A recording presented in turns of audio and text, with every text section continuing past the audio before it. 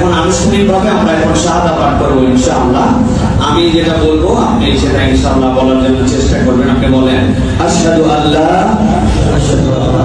ইলাহা ইলাহা ইল্লাল্লাহু ইল্লাল্লাহু ওয়াহদাহু লা শারীকা লাহু লা শারীকা লাহু ওয়া আশহাদু ওয়া আশহাদু ওয়া আশহাদু